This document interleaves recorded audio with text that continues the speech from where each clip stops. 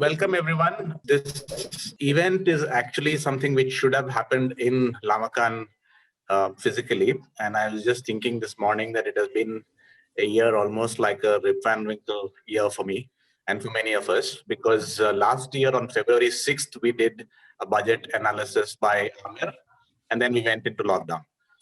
And by the time Lamakan began to think about reopening, we are back with the budget speech again. And so we had Amir giving us the budget insights, but we thought that this has been such a special year in so many different ways that we don't even know where to begin, how to think about it, and so on. But broadly, it seemed like there are two sets of issues that we need to think about. One of them is what has happened to agriculture, and that, of course, is very closely connected to what has happened with migrant workers in the cities. In fact, Vamsi and Sripad, one of the things that would be really useful for all of us to think a little bit about is what's happening to that household in which one worker is in agriculture and one worker is in the urban labor market. So I was saying that one of the things that we have been trying to wrap our heads around here is how do we think about this problem of very severe underemployment. And I'm calling it underemployment because the stories that we are constantly hearing are about how people are getting work for 3 days or 4 days in a month and no more than that. Or how where they were able to pick up 2 or 3 different kinds of jobs in a day, they are not able to pick up all of them at the same time. And then, of course, there's a huge loss that has happened to households because 6 to 7 months of not earning, this is not money that can be recovered for them at all. So it basically means that they have lost a big chunk of money that is going to go into their household assets, right? Yeah, so I'm saying that with all of these challenges of not knowing where is hunger, of not knowing how much have households actually lost, with not knowing what is going to happen with very severe underemployment, both in the rural and in the urban areas, what are we looking at when we see this new budget? And that's we thought that, getting some kind of a historical perspective and some kind of a prospective understanding of what's happening with the Indian economy would be very, very useful. And doing this on the immediate responses that Amir has already shared with us on immediately after the budget was presented. So with that, I'm going to open this up for Vamsi, who has been a very good, old, loyal friend and a presence at Lamakan. Sripad has always been a bit of a shadow, but he has always been part of the extended Lamakan family. So we're really, really very glad to have both of you here. Thank you so much for agreeing to speak to us. We are hoping that you will either stage this as a conversation between the two of you, or you want to present it as different stories that we can engage with, whichever way it works for you. It's up to you. Thank you very much. So thanks, Anant. Thanks to Lamakan for organizing this, and thanks to all of you for coming. I'm not actually a macro person or a public finance person. I'm more of a micro political economy kind of person. So I will talk a little bit about aspects that I am more familiar with. In particular, I will spend some time talking about health and talk a little bit about the broader issues. And here I am really going to draw on what Amir has already presented. He made a lot of excellent points, insightful points. So I'll try to complement those, but also draw on them. So I just want to start. My first point is about, something that the finance minister made very early on in her budget speech.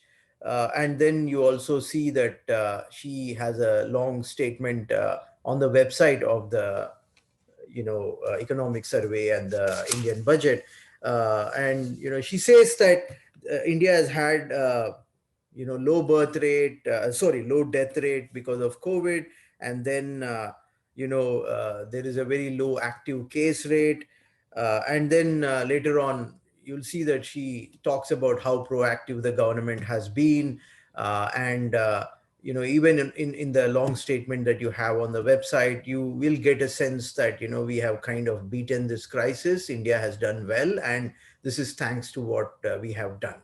So I want to first engage with that and, ask the following question, how well has India done? Okay. Obviously I'm sitting in the US, and which has done very badly, as everyone knows. So India has done better than the US. It has done better than countries like Brazil, UK. But there are enough, sources out there to say that India has actually done, poorly compared to many countries. So, for example, on the simple statistic of, the death rate, there are many countries that have outperformed India. You have advanced countries like New Zealand, and Norway, but you also have countries like Vietnam, Thailand, China. Okay, so it's not a really a remarkable performance. um, in fact, the question that we can also ask is, um, to what extent whatever we have been able to achieve, the good outcome with respect to COVID, to what extent is it because of policies? How much credit can the government take for this? And in this, there's a nice data intensive study by people that Subbu, whom all of us know, and Debraj Ray, who is at New York University, and co-author, she's a student at New York University. They have a nice study which actually tries to look at this carefully, and the main point is that India has a younger age distribution, and this has benefited us. If you actually control for the age distribution, which means that you take the counterfactual of what if the age distribution in India was a little older, what if it was more comparable to other countries, how would India have fared? And the answer is not very well. Okay, so it's not so much what the government has done, it's actually the fact that we are a younger population. And in fact, there's another somewhat well publicized report by an Australian think tank called Lowy Institute. They actually tried to look at effectiveness against COVID by using some indicators. They have constructed an average of these indicators, and then they have normalized. They have followed a proper rigorous methodology, and they have tried to rank countries in terms of how well they have done against COVID. And you have countries like New Zealand, Vietnam, and so on at the top. And they have looked at 98 countries. These are the countries on which data is publicly available, and India, I mean, doesn't show up anywhere near the top. It shows up, in fact, closer to the bottom. I think it has about like a position of 86. Okay, so the long and short is that while our death rate and case rate may look very low and impressive, it's no credit to the government that we are there. And also there are some questions that can be raised about what these mean, and how low they are in an international perspective. And finally, I would also say that this recent plummeting of the death rate and case rate has been puzzling to a lot of people. And just a few days ago, there was an article in the Washington Post which actually tried to get deeper into this puzzle, and they talked to a lot of doctors and epidemiologists. And the results are actually very troubling. So what they report is that actually you find a lot of people in urban India in particular who have antibodies. So there are lots of Indians who have these antibodies, and it's because of that that they are not getting infected, and because of that that the death rates are low. And they cite two studies which are an all India study and also a study from Mumbai and Pune. So what does this mean? It means that maybe the data that we have on infections is not really very accurate, but it also means that if we are not getting infected to that extent, and we have a very low death rate, it means that we've already been exposed to this virus. So all this really should make us very cautious about what is being claimed as a victory against COVID, and also as the kudos that are going around, self-congratulatory kind of kudos. Okay, so that's the first point I want to make.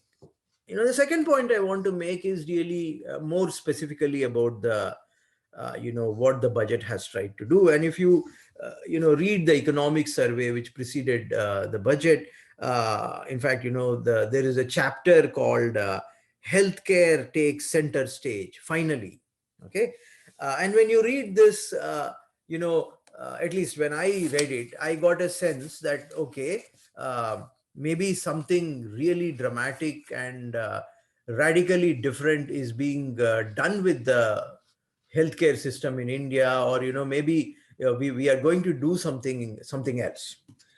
But and this is coming within a context where all of us probably are familiar with this, that India has never been very good in terms of public health, right?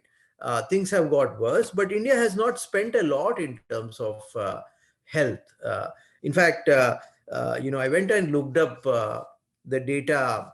There's a site that I'm sure all of you are familiar with called Our World in Data. It's run by people at Oxford, and they allow you to construct time series, of various important indicators. So I looked at the public expenditure as a share of GDP, and they have a series going all the way from the 19th century to 2014. And when you look at India, India really has very low figures, like 1.4%. Not only is it low compared to the advanced countries, which range from 7 to 10. So, for example, Sweden has 10%, and Canada has more than 7. Finland, you have the usual, suspects with good welfare states. But India also does very poorly compared to countries like China, Mexico, Brazil, right? So there is an opportunity to make a radical break here, and even the chapter in Economic Survey talks about something like we want to have 2.5, 3, 3.5. But where do we end up? We end up very, at like 1.8%. So nothing great has been done, despite saying that this, is at center stage now. And, Amir has already made this point that, there's a, if you look at the budget allocation, there is a one-shot allocation for vaccines, which is driving some of the high figures. Now, this is a one-shot allocation, right? It won't repeat next year. And even this is low, given that, it's this 35,000 odd crores, which may not be enough to cover a substantial proportion of people in India. Okay, so that's a one-shot thing. And then, you also have some money that is being put into water and sanitation, which is of course a good thing. But overall, you don't see, despite all this rhetoric about health being important, and despite the fact that we are actually in the, seeing this budget in the context of an unprecedented, pandemic, we don't have too much happening on the front of health. Very, very little, no radical departure. Okay.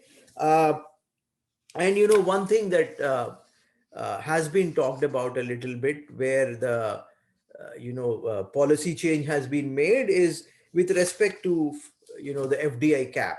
The insurance sector has witnessed an FDI cap change, 49% to 74%.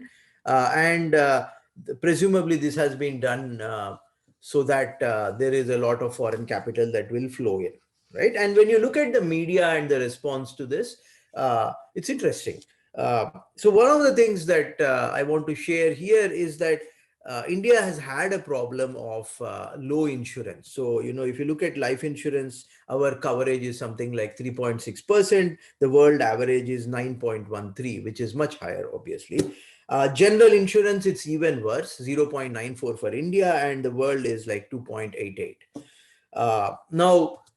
So there is a problem with insurance coverage, and uh, economists, particularly people who are a little bit oriented towards economics, we think that the problem with insurance markets, what are the main reasons why insurance markets don't work?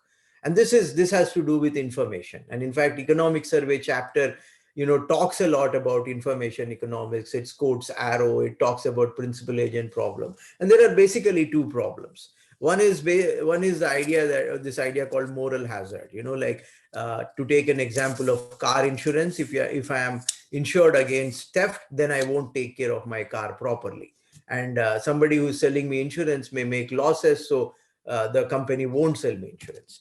And then, of course, people who take good care of their cars and who are careless about their cars, and only they know this, and then the insurance company cannot distinguish between the two groups. This is adverse selection. So if insurance markets don't work, it's largely because of these informational problems. Now, will the infusion of foreign capital be able to sort out these problems? It's not clear to me. These are problems that require other kinds of solutions, and it's not clear whether, if you allow foreign capital, just infusion of capital, you liberalize insurance markets, they will sort out these problems. But you can see that people, particularly multinational executives and executives in general, are gung-ho about this. And that, as Amir mentioned, is something that should actually worry us. Why are these people gung-ho about it? And of course, there's also a contradiction here, which is, as you would have seen, this word Atmanirbharta has been thrown around at repeated intervals. And people like us, growing up in India, I mean, of course, there are much younger people, but we always thought Atmanirbharta has to do with Swadeshi, like our opposition to foreign products coming in, our reliance on our own domestic production and capital. So I don't know how Atmanirbharta and infusion of foreign capital, reliance on global markets, how these blend. This is a major contradiction.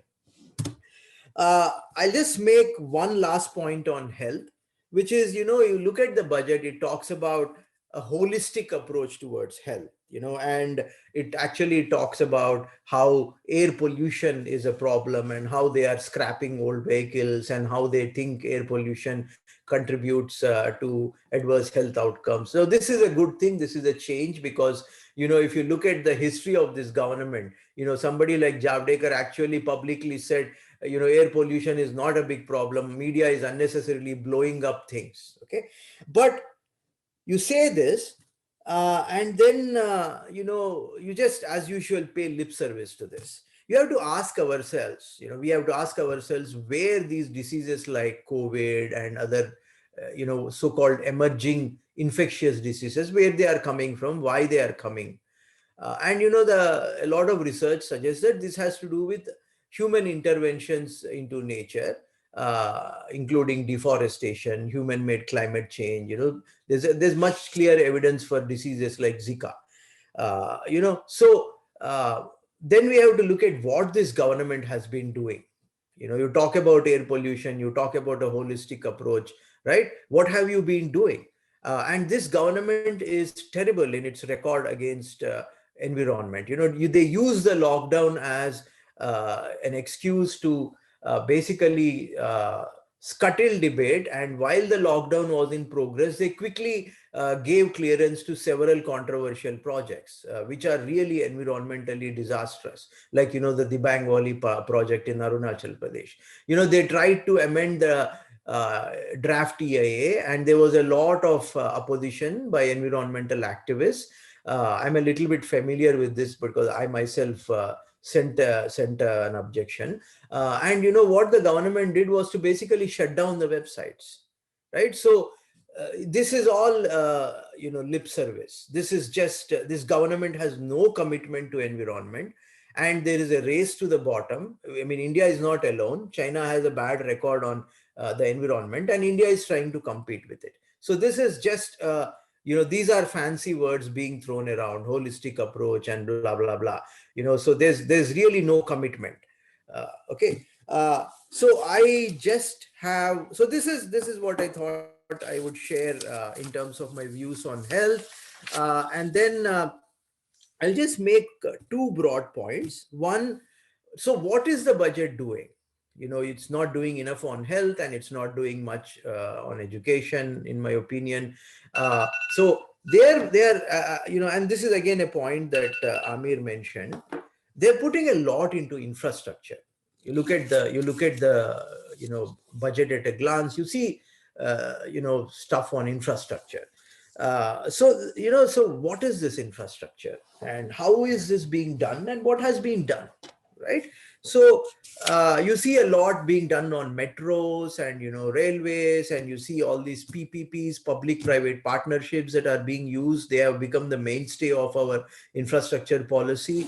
So a lot of people have studied these metros. I'm more familiar with Mumbai, but one of our friends, C. Ramchandra Garu, has looked at Hyderabad metro. People have looked at Delhi metro. The question is this what India wants? Does Mumbai really need a bullet train? It doesn't. Why do we need a metro in small cities like Lucknow? Even the Delhi metro, what is the model? Is it really something that people want? Is it really public transport? Some of the government committees which have looked at the problem of transportation in Mumbai had actually advocated putting more into buses. So what is this? What is this infrastructure for? Who is benefiting from it? And what is the cost? Like so many trees have been cut for these. There's so much environmental destruction. There is a lot of, these infrastructural projects are creating a lot of conflicts in Indian cities, particularly in cities like Bombay, with people who are like fisher folk and Adivasis. So what is the point in these, which are really probably not even needed? Okay, so I'll stop here. I'll just make one point in the context of what Anant mentioned. He was talking about the rural urban migrants, and so there was a debate on something like the NREGA for the urban sector. In fact, Jean Dress proposed something called DUET, Decentralized Urban Economics and Training. This budget has said nothing about it. I'll stop here, and I think Vamsi will discuss these things in more detail. Thank you, Sripad. I actually, I'll try to focus on, other things. What I'll do today is I'll, respond a little bit to what Anant said. These households that tend to have one person in the urban economy, one person in the rural economy. But before I go there, let me make a couple of broad points, building on the last points that Sripad was making. And it's a small group, so I'll, in total, I'll make, around 5 points. Maybe we can have a nice discussion and we could learn better, all of us. So the first thing I wanted to say, when I read through the budget speech, on the surface of it, the budget lacks any direction. It has everything. All the boxes are checked off. The budget talks about migrants. The budget talks about, welfare of farmers. It talks about, MSP for farmers. And it also talks about major concessions made to capital. So everything is there in this budget. So the first impression is, what is the precise direction of this budget at a moment when major catastrophes have happened, in India and Indian economy in particular. So, but when we dig a little deeper, the first thing that comes to mind is, a lot of doubts crop up. What exactly is this budget saying? The first thing is something that, a lot of people have discussed. for instance, can we believe these numbers? So it's not entirely clear why budgets are, coming out in February now, because, the numbers that are available in February for the previous year stop at sometime in December, right? So a whole quarter of what the budget is trying to estimate as the real numbers are not available yet. So, for instance, in terms of spending for 2020-21, about 42% of the revised estimate spending that Nirmala Sitharaman announced is not yet done. So, what is the guarantee that the spending is actually going to happen? In one quarter? So, the first question is, are these numbers reliable? What are we simply engaging in some kind of numbers that are thrown at us? The second is, a lot of smoke and mirror exercises. I think a lot of commentators have pointed to this. For instance, a lot of the increased spending, over let's say last year, or what is being proposed for the coming year, it's actually paying past dues to agencies like Food Corporation of India, or it's basically a large part of it also goes into interest payments. So is it really spending, or is it just paying off some dues or interest payments, which basically reduces the real increase in spending this year? And that is where questions have been raised about whether the statement that Nirmala Sitharaman made, that spend, spend and spend, it's not really true. It's not clear if it's an expansionary budget. And there's also a lot of policy incoherence. So when you think of this last couple of years, let's say, including the pandemic year, but also the year before, there's a tendency towards continuing the open economy policies that India has followed for the last 30 years. At the same time, various customs duties or tariffs have gone up, which means there is also a tendency towards autarky, or closing the economy a little bit. So there's a little bit of incoherence. Are we pushing towards greater openness, or are we pushing towards more of a closed economy?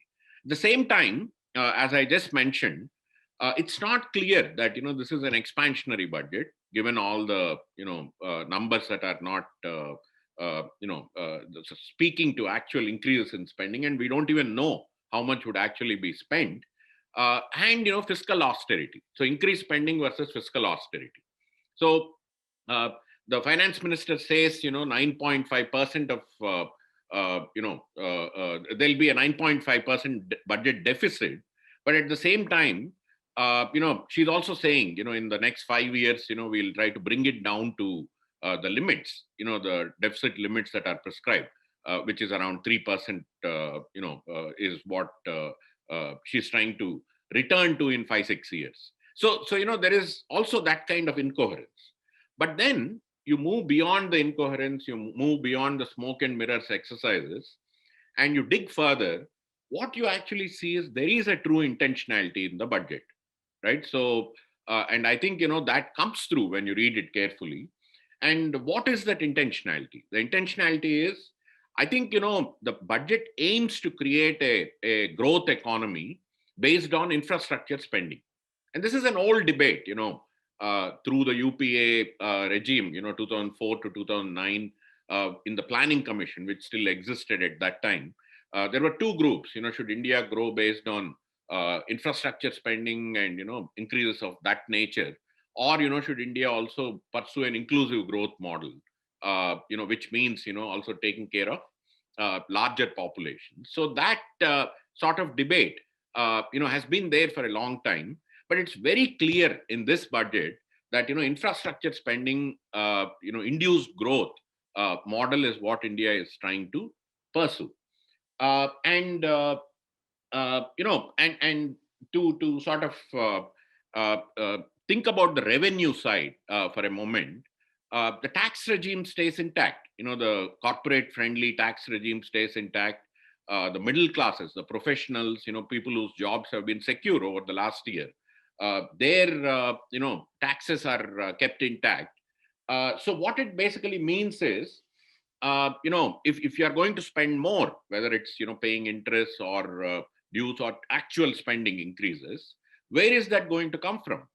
And this is a key question, and that also defines our economy in certain ways in the future. Uh, it's basically going to come from two sources. And one source is, apart from the regular taxes and all that, one source is what the finance minister calls as monetizing assets, which means, selling off people's assets or public assets to private corporations or, private agents at throwaway prices. So that's one source of, financing for the government. And the second major source is borrowing, basically increase public debt, right? So make people, the nation more indebted. And this is how you are going to increase spending. So, I mean, the subtext of this is, why can't the super rich who have made a killing, during the pandemic, not just in India, across the world, why can't they be taxed more? Why can't, you generate more revenue by taxing the super rich, who have done superbly well? And, their investments in stock markets have risen tremendously. So why can't they be taxed? So that is the whole point. So this is broadly, for those of you, people who are here would know the meaning of this expression. This is largely primitive accumulation, as Marx called it.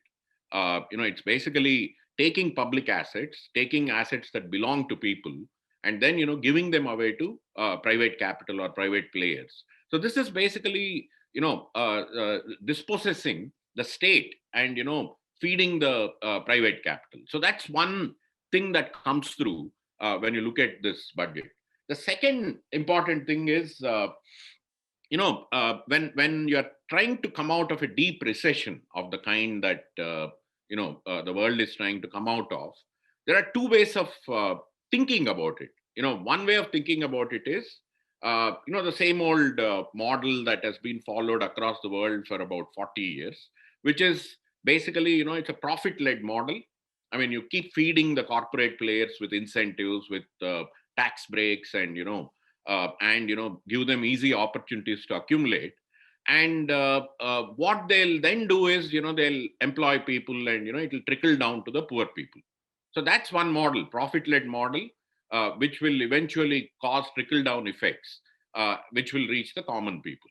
The other model is a wage-led model, which basically means, there'll be a more broad-based development where, you address all the different classes, which constitute the majority of a nation. And that will also have very progressive redistribution effects. And clearly, we are, Sripad and I are located in the US right now. US seems to be moving towards more of a wage-led model, right? As Biden administration takes deep root, they're moving towards, greater redistribution. They're moving towards progressive policies.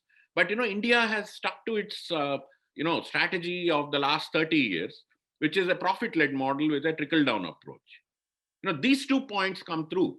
So the 2 points, just to very quickly reiterate, one is, the whole issue of primitive accumulation. Basically take the public assets and, liquidate them and give them to private players, and let the private players accumulate and, make more profits. The other one is, give them various incentives, and, not address the needs of the poor, the working people, so that, these private capitalists can accumulate faster. So these are the two routes, I think, that this budget embodies. So having said that, I'll go to my second point, and now I'll go a little faster. There's not too much time left. So what I want to do in my second point is, let's talk about classes. Which are the classes that are going to benefit from the budget, which classes are going to, be adversely affected. So the first set of classes are, let me talk about the majority, the working people. I mean, there are farmers, and there's a lot of conversation going around about farmers through the farmer protests. I'll discuss that a little more. And then there are workers in urban areas and largely informal workers. And there is this category that Anant referred to, farmer workers, basically peasant workers or farmer workers. I mean, you put a hyphen between farmer, they're neither farmers nor workers as households. One or two of the household may actually work in the city, one or two may work in rural areas, or, the whole family may work part-time in, in the villages, cultivating, and part-time in the cities, earning some informal wage. So there is that category. So these three groups, farmers, workers, and farmer workers, and farmer workers largely are, a predominant, part of the migrant population. And it's also important, very important to mention here, that, across the world, there's been a rising, gender gap. More women have lost jobs over the last year. And, they've also lost, wages, relative to, how men have performed. So, there was also a need to, in particular, address, the issues of women workers in this budget. But what you actually see is, largely these classes have been asked to fend for themselves. I'm going to discuss it in a little more detail, but largely, they've been asked to fend for themselves. And even the meager support that's been given during 2020, during the pandemic, has been reduced this year in the coming budget. I don't know what the assumption is, that the economy is going to boom and, these people will return to where they were a year ago. And that's going to solve all the, employment problems or, income problems. And I'm not convinced at all about it. But, so basically the idea is, the trickle down economy will work. The state is going to step out of any kind of support. And on the other hand, the professionals, the middle classes, and the large domestic capital and foreign capital in general, but also, the insurance industry, which has been highlighted, as Sripad mentioned, as Amir mentioned in his talk. These groups have received a huge fillip. And basically the message that has gone out to them is the government will stand by you and promote a profitable environment. So, come and, invest, accumulate faster, and create, growth for the Indian economy. And as I already mentioned, the government would not tax the super rich, and they would just borrow, and they would contribute to the greater accumulation of the private economy. So what is the surprise, when we saw during the budget, those 2 hours from 10:30 to 12:30 or whatever, the stock market boomed. It rose by about 3% in a couple of hours, which is quite unprecedented, even during this time of boom, pandemic period, for the stock market. So stock market cheered because, that's the kind of budget that they would like, where the wealthy or super wealthy or, the professional middle classes, they tend to benefit, the urban elites tend to benefit. I think that part is very clear. So that's the broad second point. The third point I want to make out of the 5 points I'm going to discuss. The third point is relatively short. The third point is the following. Basically, one phenomenon that we have been observing since 2014 is the relative strengthening of the central government vis-a-vis the states, right? So weakening of federalism, or, strengthening of the central government. And I think, this budget completely contributes to the same phenomenon. And I'm going to refer to a cess called Agriculture and Infrastructure Development cess later on to discuss the centralization tendency. So basically, the idea is that, the central government is controlled by one political party, whereas the states are controlled by, multiple opposition parties. So gradually weaken them, with every budget you weaken them, and then you promote this one nation, one economy, one nation. In some cases, one nation, one sort of an instrument is not bad. I'll discuss one such instance. But in many cases, what we need is greater decentralization, greater power, for states, so that, they understand the local issues better and they can address them better. So let me move to my fourth point, which is, I'm going to talk about migrants and farmers, right? So that is the, slightly larger point, longer point that I wanted to discuss. So there have been two issues, as all of us know, that the budget was looking at, and that's why, everybody was very expectant. Even though, I've had low expectations from this particular regime, for the last 6-7 years. This particular budget, also there was a lot of hype, and the finance minister said there won't be a budget like this. There has not been a budget like this for a very long time. And people compared it to the landmark 1991 budget, when India, moved away from, its earlier model into a more private capitalist kind of a model, market-oriented model. So this was supposed to do something big. But there were two issues that were central, I think, at this point in time. One issue is COVID, of course, and Sripad spent a lot of time discussing it. But a related point to that is the widespread destruction of the informal economy, in which migrants are, play a very key role. So that's, so everybody was, at least, on the left, or, from the opposition, was hoping that, there'll be major announcements for the informal economy. So that was one expectation. The second expectation, as all of us know, there's been there have been these farmer protests for now 75 days or so. And it's been a dogged fight, against all adversity. These farmers have been protesting, and whatever the criticisms of the protests are, farmers have many legitimate issues, and and they've stood their ground. So we thought, at least the budget will try to address some of the questions that they're raising. Even if there won't be, it was clear that there won't be any discussion of the farm laws in the budget. So how did the budget fare vis-a-vis these two issues? One is the informal urban economy, and the second is the issues surrounding the farmer protests. So if you take the informal economy, there was a lot of loss of employment, and and migrants, the tragic phenomenon of migrants walking back to villages in April and May. As that phenomenon was unfolding, basically these migrants went back to villages because they lost their employment. They also didn't know how to survive in the urban economy. And when they returned to villages, the only major source of employment for them was Manrega. And Manrega is a demand-driven policy. If somebody comes to Manrega administration and says, I demand employment, they have to provide employment. That is how the act is written.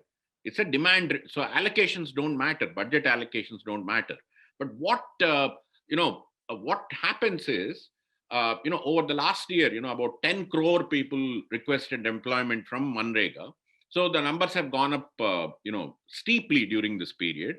And the government has been forced to allocate more for Manrega.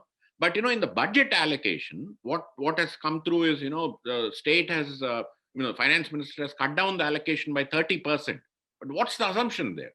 That the informal economy in urban areas is going to flower, and Manrega won't be dipped into as much. But the indirect effect of that sort of an allocation, reduced allocation, is that there'll be a lot of pressure on the states to provide employment. And when the states don't have revenue, they won't provide Manrega employment.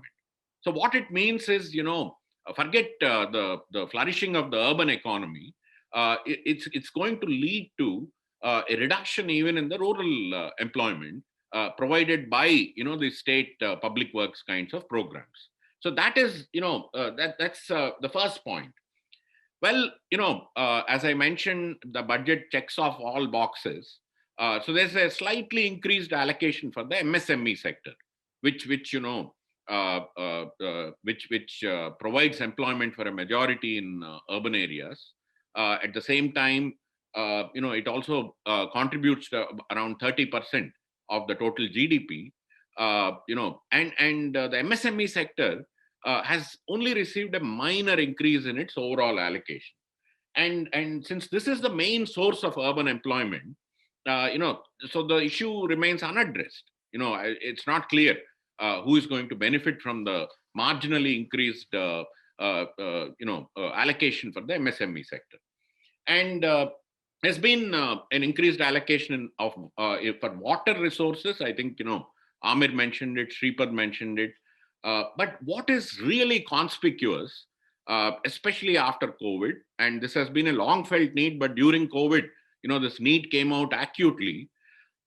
There should have been a lot of investment in housing, right? This year, there should have been a lot of investment in careful housing. So one of the reasons why, there was, the disease spread despite, that severe lockdown by Modi, which was announced 4 hours before the lockdown. The issue was, you can't simply control the spread of a disease when you don't have proper housing, right? There's no way you can control the spread of a contagious disease in a slum-like settlement. So, the government had an opportunity to think about it, and, they should have invested, they should have thought through a housing strategy. Instead, what do you get in this budget? What you get is basically, tax holidays for real estate players who will construct affordable housing, right? We know how this game is played. When you construct a complex, people say, well, we'll devote some 15% or 20% to affordable housing. And that never comes through. I've seen a lot of apartment complexes where, that is violated, right, in new constructions. So that's not going to happen. And, there is some allocation for, again, real estate players who will provide affordable rental housing. But, these are just not even touching the surface of what is needed in the area of housing, which should have received, a huge impetus, when this sort of a pandemic broke out. And the other key thing that, commentators have pointed out is income support policies for the unemployed or for women in particular, have just not figured in this budget. There are no income support policies. On the other hand, if you look at food support, that was provided last year, the only interesting thing about this budget is, and this is where one nation, one policy may actually work a little bit. One nation, one ration card. I think that's a progressive policy. But I don't know what kind of allocations will be made. Food allocation has been reduced largely. But one nation, one ration card basically means that migrants can claim, their migrants as well as households, in rural areas, both can claim from, public distribution system or, some food subsidy that is provided. And that's a good thing, that migrants, let's say they come to Hyderabad from a village in Telangana, they can claim their ration there. So that is a positive thing. But, but the food allocation has been reduced substantially, almost half, 50% reduction.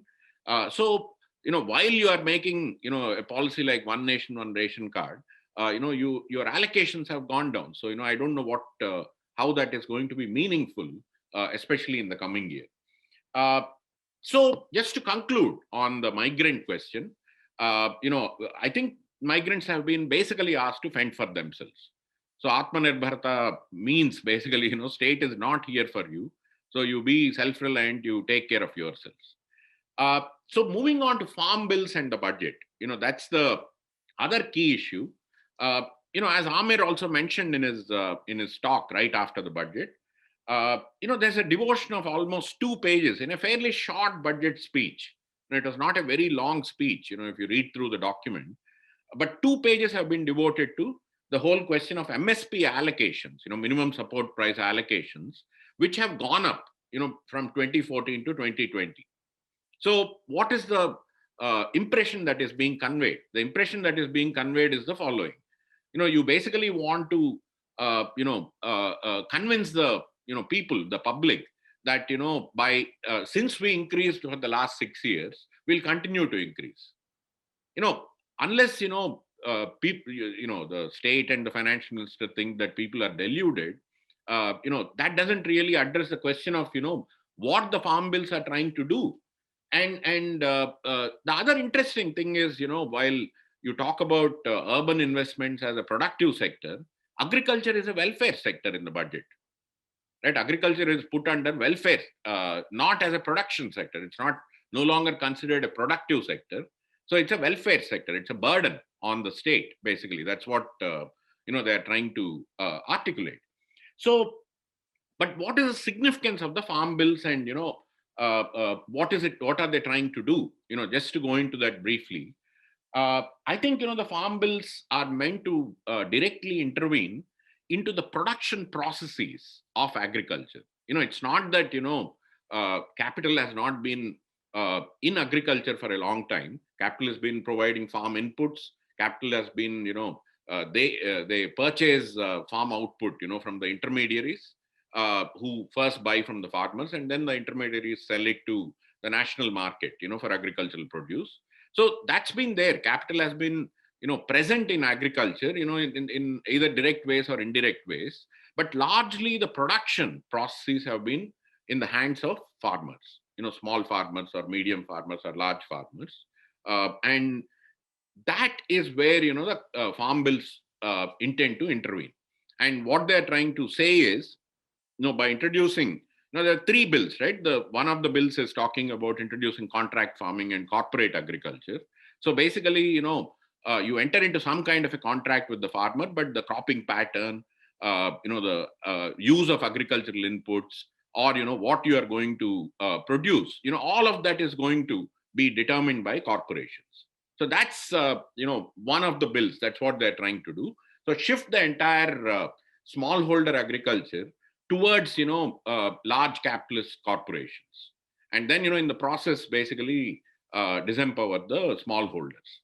The second major thing that they're trying to do is to bypass the marketing, the mandis, basically APMC infrastructure that already exists. It's very small. It's a small proportion of the entire produce markets for agriculture. But instead of strengthening that, basically you're trying to bypass and let the farmers go sell directly to private traders. And the third bill is trying to basically deregulate essential commodities and put basically take away MSP at some point in time. Notwithstanding the increased allocations over the last 6 years, at some point once you take away, let's say you take rice and wheat away from essential commodities. Then there's no reason why the government should intervene and pay a minimum support price. So this is basic. So what these three bills are trying to do is they're trying to completely restructure agriculture and make it make it available for a takeover by capital in the coming decade or 2 decades. And the budget is just trying to mislead people by saying we have increased MSP allocations. But the budget actually introduces one more measure called Agriculture and Infrastructure Development Cess, AIDC, and that's an interesting cess. I mean, it's not huge, but it's an interesting cess. Basically, what they're saying is we'll introduce this cess on fuels and and some commodities that are going to be imported, and what they'll do is they'll take the money that comes out of that cess and then put it away in some kind of a a fund, infrastructure fund, that will be made available for APMCs.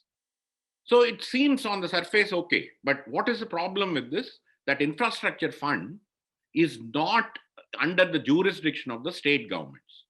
Again, the centralization pattern. So basically the center is going to keep that fund and then decide how to disburse that entire fund. So what it actually means is, it weakens the state governments. And because, the state governments are going to lose some excise that the center is going to reduce, they'll have to take resort to other means to raise their revenues. I think, there was an article in Deccan Chronicle that Anand sent me yesterday or day before, where the Telangana state government, in response to this cess, wants to dip into land sales or liquor sales. Basically, they want to promote liquor sales to generate additional revenue, or land sales, whatever the state government owns. So this is the kind of perverse effects. When you centralize too much, the state governments are forced to also resort to these sorts of measures in order to promote their own budgetary revenue. So in the end, I think there has been no serious attempt to address agriculture or farm bills, the issues that are coming up due to that. So let me conclude. This is, my sense is that the long-term direction of the budget is to strengthen the neoliberal policies that India adopted in 1991 and has deepened over time. I think it's a very clearly neoliberal kind of budget, and basically what it does further is it strengthens private capital, large private capital, and it also makes it easier for that private capital to access the labor of migrant workers and agricultural workers or farmers. And that labor, since there is no safety net and the safety net is further reduced, it will become cheaper, and basically make this cheaper labor available to this large capital. I think that seems to be the main motivation of the budget. When you go through all the details, and combined with a deep commitment to fiscal austerity during a period of recession, this can only mean a deepening of inequality, increased exclusion in urban spaces, even as the present rural is increasingly made unviable, to the extent of basically saying, it's a crisis-prone space, it's a welfare space, basically. So let corporations do what they'll do better, than what these smallholders can do. The huge problem with that argument is, where will all these farmers go? If you had an East Asia kind of an expansionary process where jobs were available in urban markets, urban labor market, then people could move. At least there's some rationale in even making that argument. But right now, what you are saying is, given the depressed nature of the economy and the labor market, be prepared to sell your labor power or your skills for even lower wages. That's the broad message. So the very last point is, the golden opportunity that farmer protests have given us to rethink the long-term structural problems of Indian agriculture, which arise out of the increasingly visible failures of the Green Revolution, the ecological issues, ecological costs that Indian countryside has been forced to pay, and the livelihood crises, the climate change issues that are still not addressed. All these issues could have been discussed. The farmers may not be raising all these issues, but using the moment as a context for this larger discussion, we could have gone on to raise more central issues, and we could have really thought about long-term solutions to Indian agriculture, not just think of it as a welfare-oriented sector or welfare receiving sector, but to actually think of it as a productive sector which will provide meaningful livelihoods for a large number of people. Instead of doing all that, budget, but the larger policy orientation of the government has completely squandered, I think, this opportunity. It was expected. I'm not surprised that this happened, but at the same time, when it happens, you still feel bad. And but then these protests, farmer protests, whether they succeed in repealing the farm laws or not, these struggles will continue, because what is being imposed through the profit-led model, and cheapening of labor constantly, through this whole period, this is not going to work. This doesn't suit the Indian economy. This cannot be sustainable in the medium to long run. So the struggles will continue. They may not be predictable. We may not be able to predict, what form they'll take. Sometimes, it could be anti-CAA protests. It could be farmer protests. It could be, migrant workers in cities who may decide to protest. It may take all kinds of different forms, and there could be, a diversity of struggles. But struggles will continue. I'm pretty certain this budget has not taken us in a direction of, resolving any deep concerns, that affect the large majority of Indian population, migrant workers and farmers, informal workers and farmers. Thank you. Thanks, Vamsi, and thanks, Sripad. Um, I think I will hold back on asking you questions, but I see that there are a lot of um, old friends and students of yours who are actually here to listen to you. So I'll just open it up for anyone to ask questions. Please unmute yourself and turn on your video and ask questions. Or if you want to type it up, that's too fine too. Yeah, Vamsi, I understand the decentralization point that you are making. Centralization, decentralization thing, I think for now, couple of years, all the state governments have already been pushed to that model of, digitization of land records and, comprehensive land survey. And in Telangana, I think in terms of making, all the urban and agricultural and non-agricultural properties actually in the portal, which actually is trying to facilitate the entry of capital. But I think, now what is going to happen is probably this might intensify in every state, in every domain. So I think it's not just in terms of, certain kind of, green revolution successful kind of models, but now I think even all the states might actually intensify this process.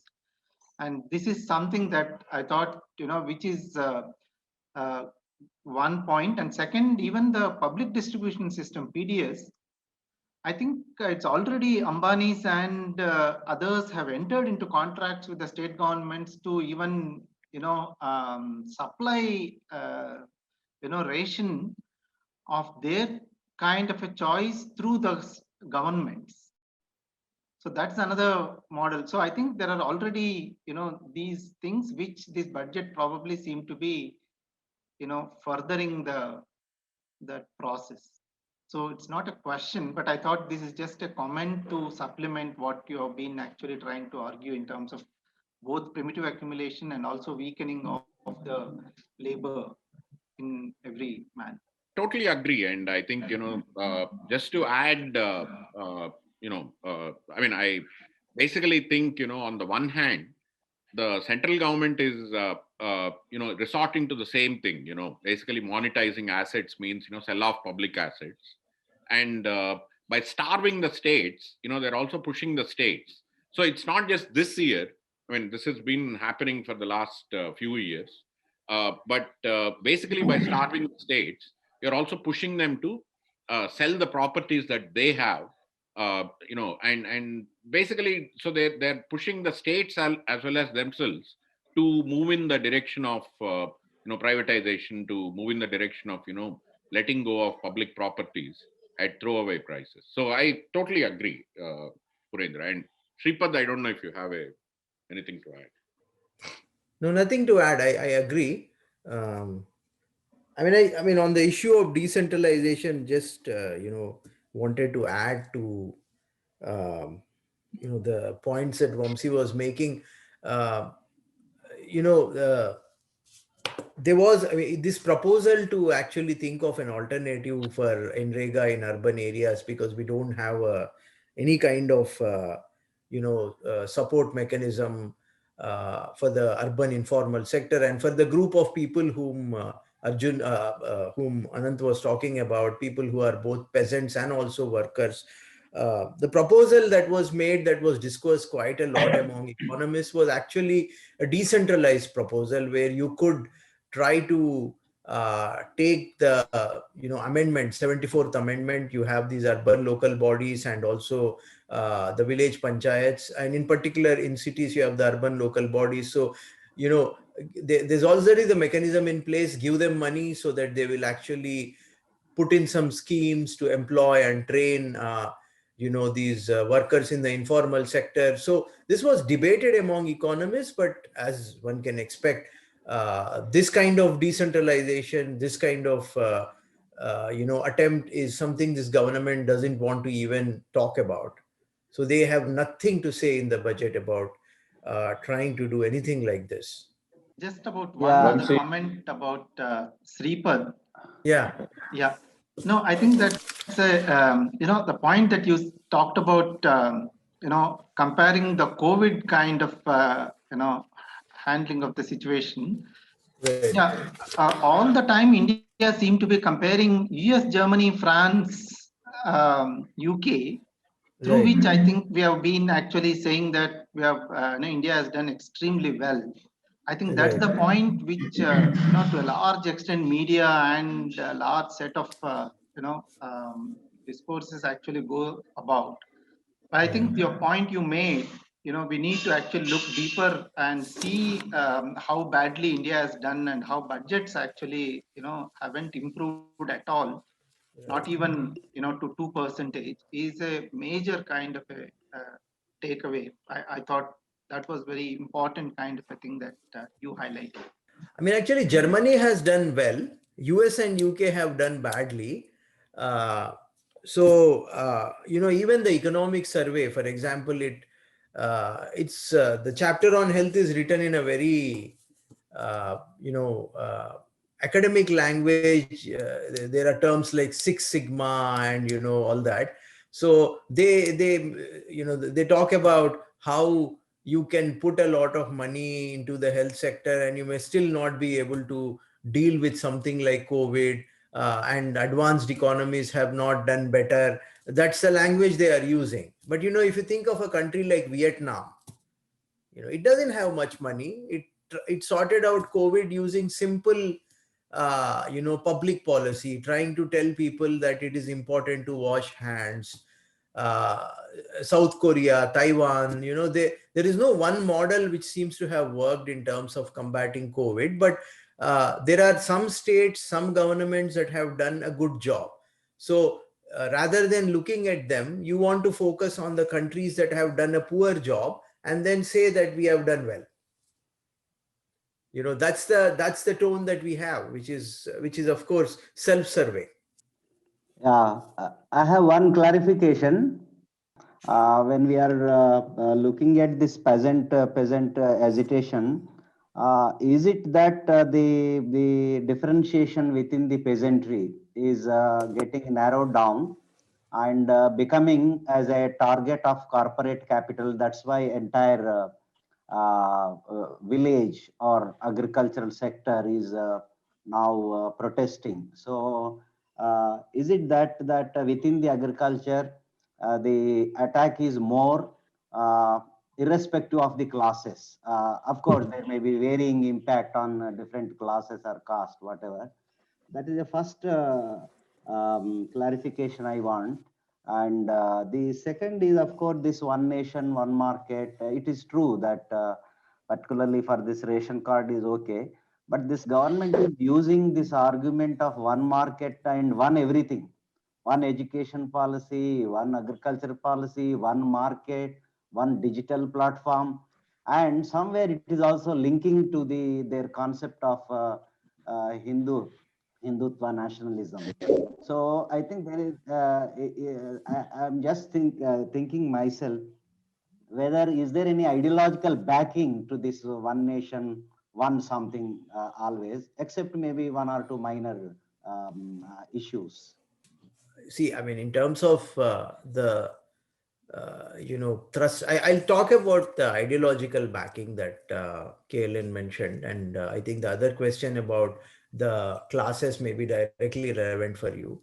So obviously there is I think there is an ideological agenda here. There is a particular view of the nation that we want to, when I say we, means the Indian government wants to promote. So that kind of nationalism, that kind of idea of India is very much part of the one nation story. So, even when you look at the opposition against the farm protest, the way the government is dealing with it, and the way the government has been dealing with any opposition is clear. So this vision of a nation is bound with this idea of one nation, one market. So that is the ideological, you could say that, if there's an ideology that's driving this government, that's driving this, coalition, then basically that ideology is very much playing out in this. So that I agree, and that is there. But I also think that when you actually see, when you think about the education policy, as you said, there is a whole idea of having one education policy for the country. And then there is also, general social sector. There is, of course, the other ideology that's coming in that Vamsi was talking about. In the ideology of trickle down and this kind of a neoliberal growth model, the social sector is not of central importance. So you don't use the social sector to promote a particular pattern of growth or development. The social sector is relegated to a kind of secondary role. So that is also part of this ideology. Just to pick up on the first question, KLN, I think, contrary to what the government has been saying, that, these farm laws will benefit the smallholders, small and marginal farmers. They'll get greater freedom to, sell their produce. There'll be, greater competition among the buyers of farmer produce. So farmers are going to get higher prices. I think, what is really happening is it's an assault on the existing, countryside as we know it. Basically, it's what these laws aim to do is, they aim to transform the countryside, with all the fragmentation, with various productivity related issues, by introducing the concept of scale. You open it up for large capital, which is going to integrate, large tracts of land. So it's going to lead to some kind of a deeper penetration of capitalism into agriculture. It's already there, but it'll be a deeper penetration. The other thing is, smallholders will be reduced more and more. Smallholders, or all classes of farmers, will be reduced more and more to the status of workers. Right? I think that is what is uniting various classes. I think.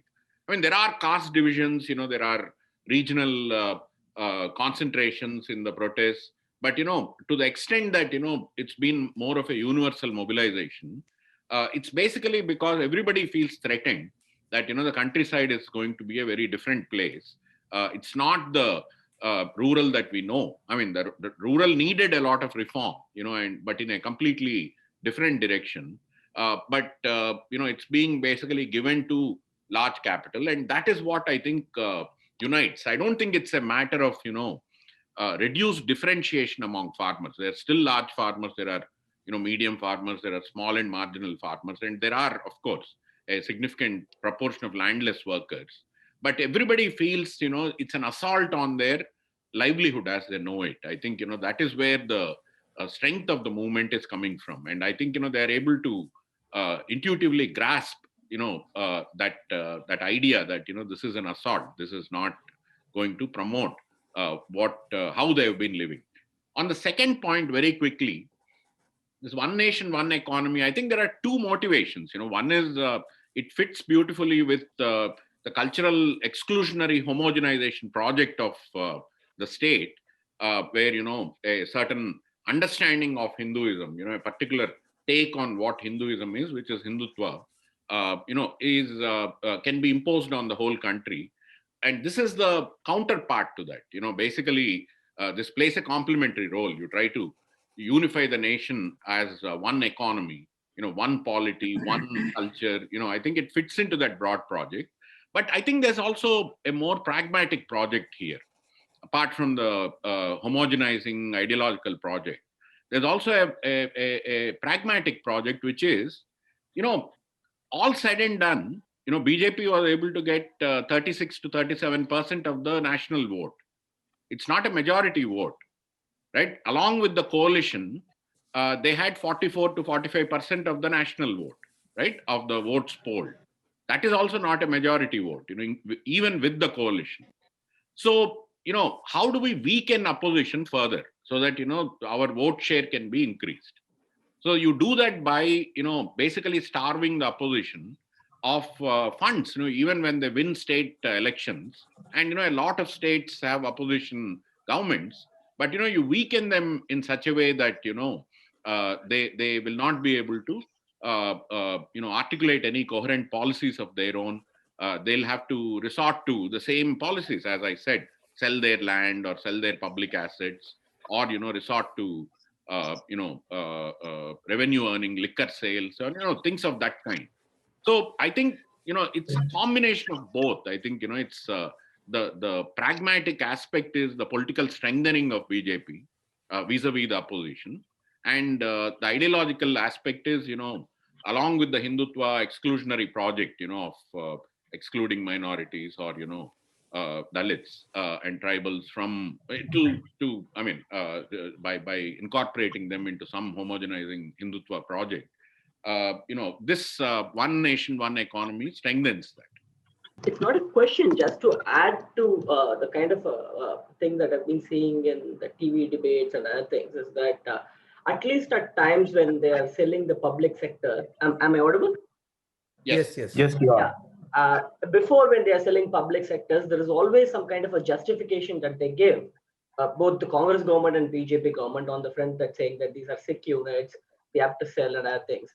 But this budget, they are very clear, and none of them are defending it. They come and say that, see, this is our policy. Our policy is to sell public sectors. So they are very open and clear in this. And this budget, we can see that they are not actually concealing anything. They are very open and saying that, see, this is what we are going to do. And it makes it even more difficult for even the opposition or the people to how to handle this. We just came out of a pandemic, and we expect something in terms of how Sripad said, and how how you can actually put some money in the hands of people. How can you give employment? How can you give some welfare? But this budget is very clear. It is like, we are not really worried about any of this. We are just interested in filling the pockets of big corporates, and even not saving some of the regional level capitalists. And I don't know how those people are going to react to these things when it's this big corporates who are going to come and take their business now, given the way this budget is happening. So I'm just seeing how horrible it is that they are so open and attacking everything what can be called as welfare economy.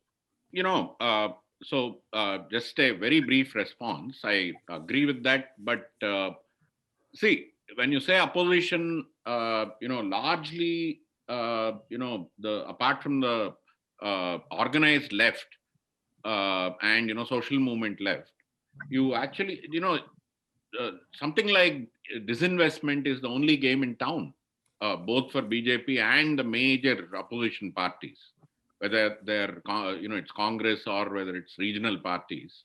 I don't think, there's a great sense of, opposition to those kinds of policies. I think still neoliberalism is the main platform, I think, for many of these parties, other than, people who openly identify as left. So in that sense, BJP finds it increasingly unnecessary to even defend it, right? Defend something like disinvestment. Because it has, in the 90s, Congress needed to defend, Manmohan Singh needed to defend, public sector disinvestment, because there's a lot of opposition at that time. But I think, the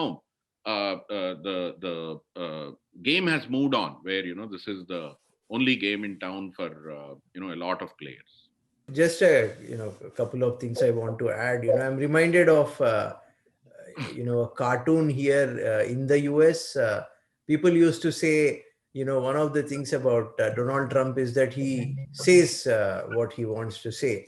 And so a cartoon came in response to that. So there is a wolf and there are a bunch of sheep, and the wolf says, "I will eat you."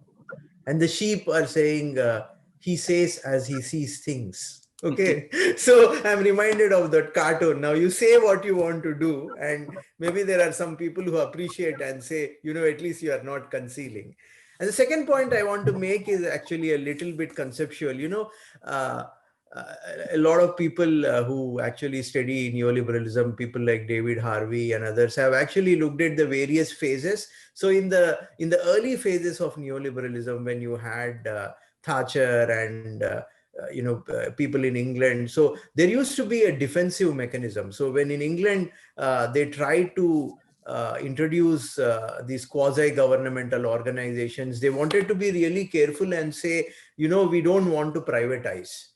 These are just ways in which we want to help the public sector, or we are not taking away any entitlements of the public.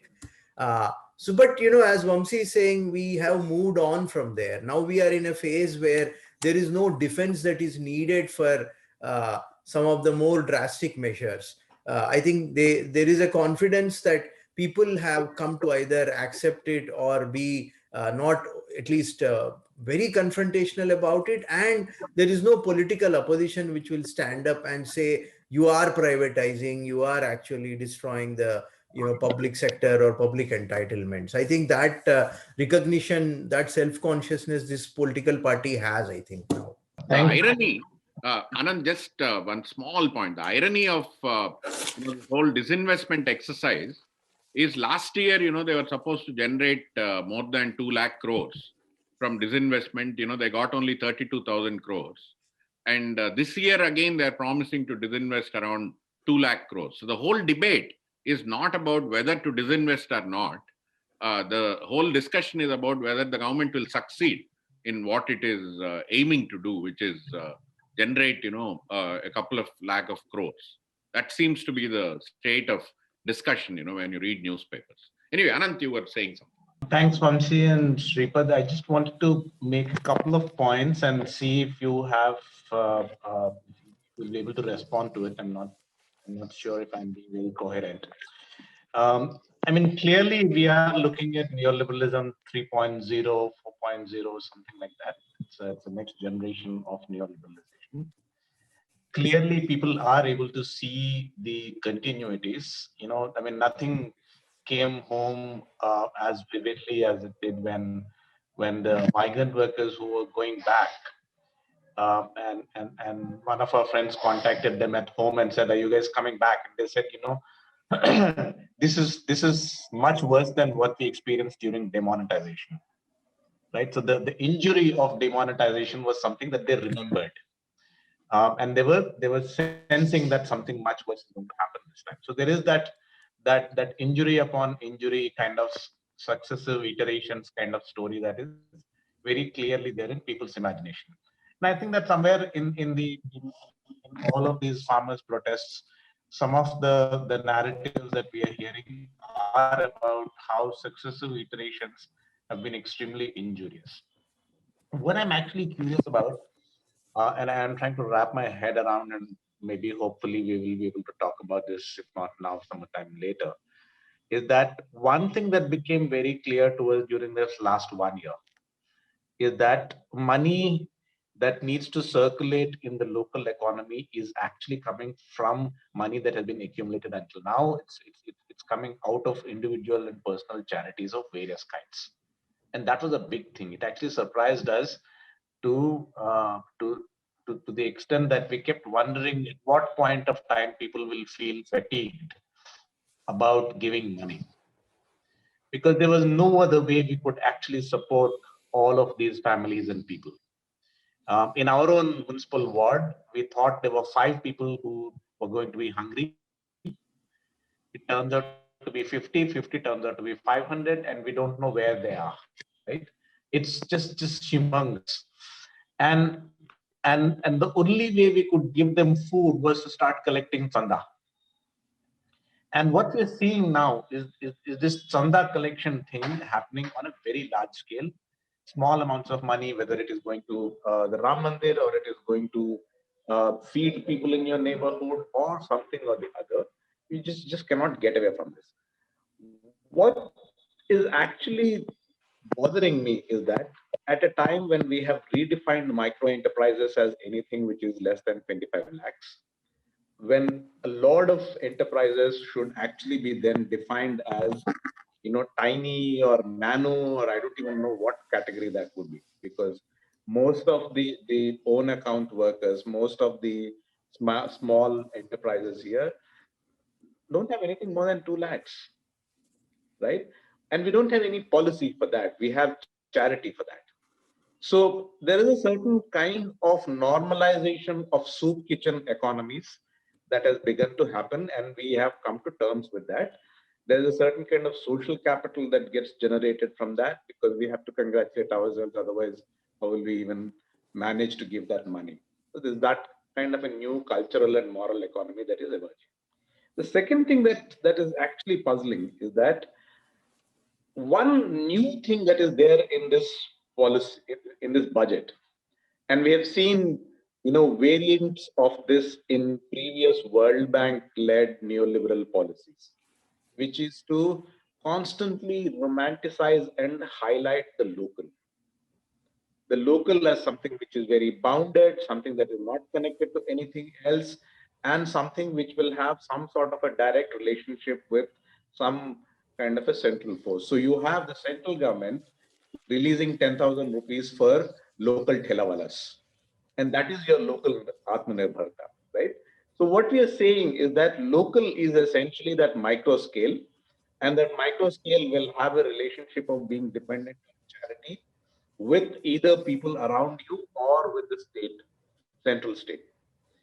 How do we then imagine places coming together to do anything at all? And this is the reason why I find that whole Muzaffarnagar Mahapanchayat so fascinating, right?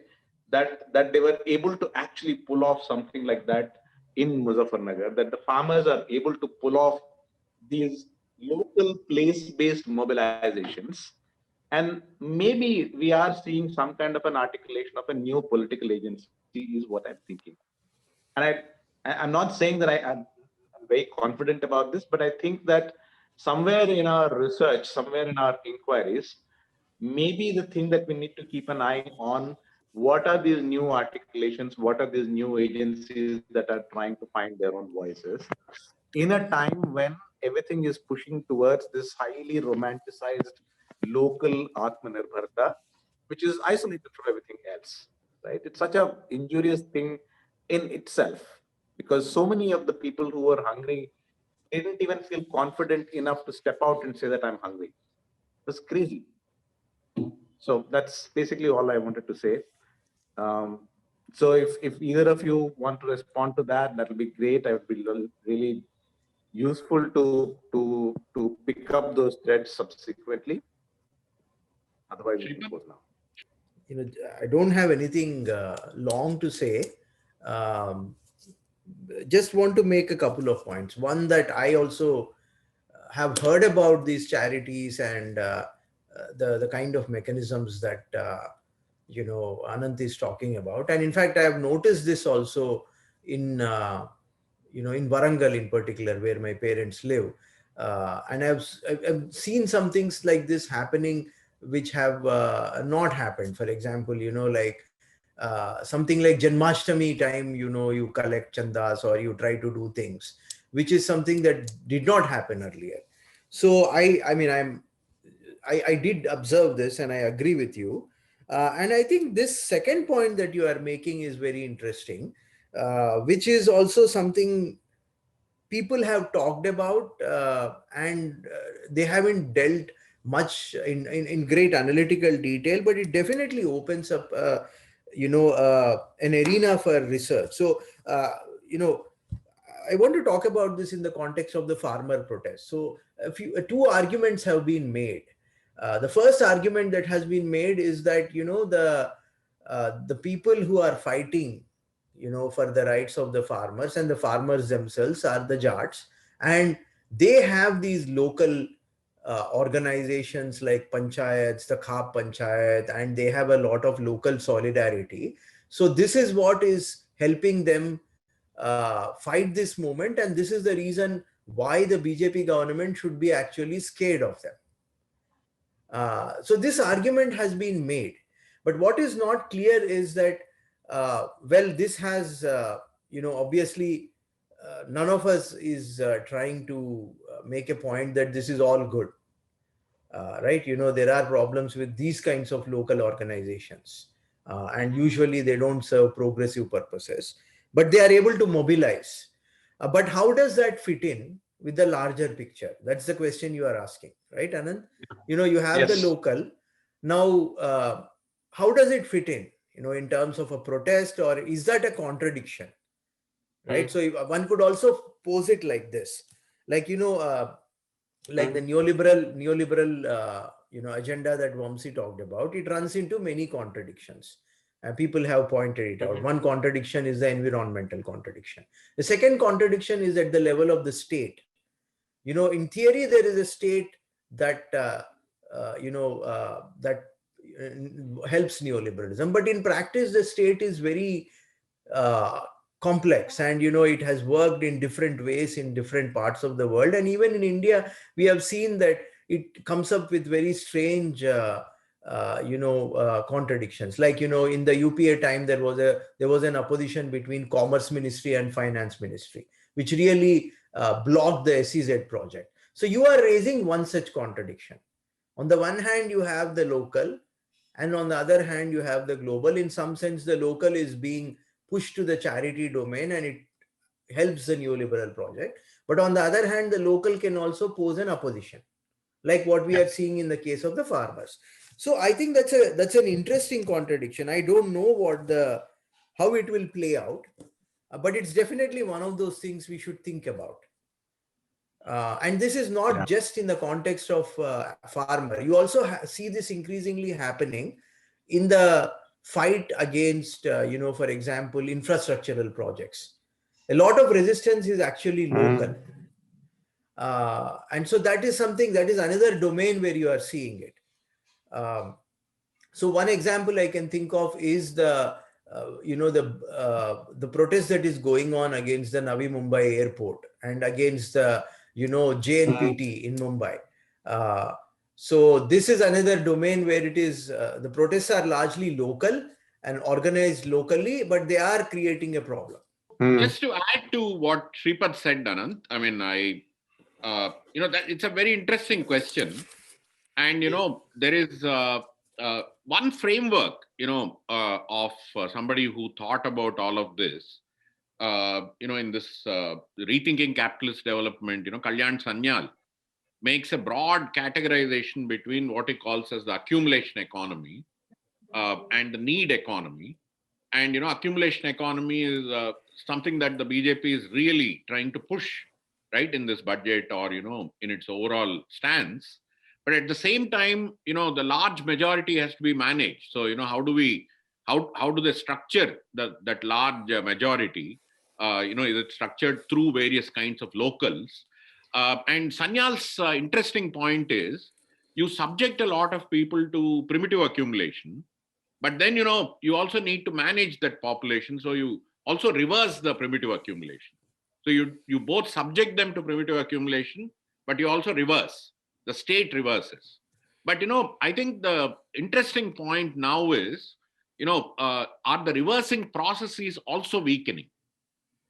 You know, if the reversing processes are also weakening, then, you know, the local has to fend for itself. You know, the charities or, you know, the other sources through which the local, but then, you know, that could also be a deep question of potential conflict with the state, you know, whether it's BJP or some other party which is, you know, following this sort of a overall policy. I think, you know, if the need economy, you know, the reversing processes of primitive accumulation are weakened, then, you know, the need economy could protest. And I think, you know, that's the economy that's been left out, that's been marginalized, that's been excluded from, you know, the larger growth story, even though, you know, many of them do contribute to that growth story.